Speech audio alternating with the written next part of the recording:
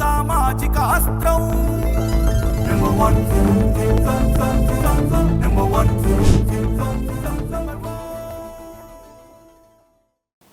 Welcome to number 1 news. This is Madhu. Hyderabad Charminar సమీపంలోని గుల్జార్ హౌస్లో అగ్ని ప్రమాదం జరిగి 17 మంది మరణించిన సంగతి తెలిసిందే. స్థానికుల అత్యాసే ఈ దుర్ఘటనకు కారణమని విచారణలో తెలిసిందే. హైదరాబాద్ పాత బస్తీలో కరెంటు చౌర్యం జరుగుతుందని ఎప్పటి నుంచో ఆరోపణలు వినిపిస్తున్నాయి. ఒక వర్గం ఓట్ల కోసం ప్రాకులాడే ప్రభుత్వాలు చూసి చూడనట్లు వదిలేయడం కూడా ఈ సమస్యకు ఒక కారణం.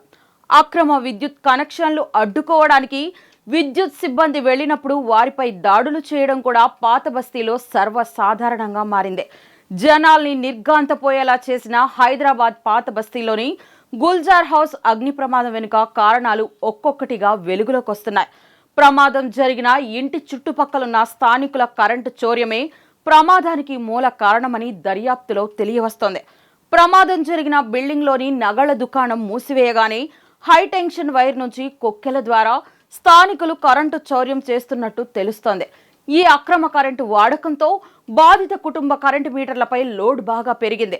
ఆ కరెంట్ లోడుతో ప్రమాదం జరిగిన ఇంట్లోని కరెంటు మీటర్ బాక్స్ లో మంటలు చెలరేగినట్టు చెబుతున్నారు. అనంతరం మీటర్ బాక్స్ పక్కన ఉన్న వుడెన్ షోకేజ్ కు మంటలు అంటుకున్నాయని తెలుస్తోంది.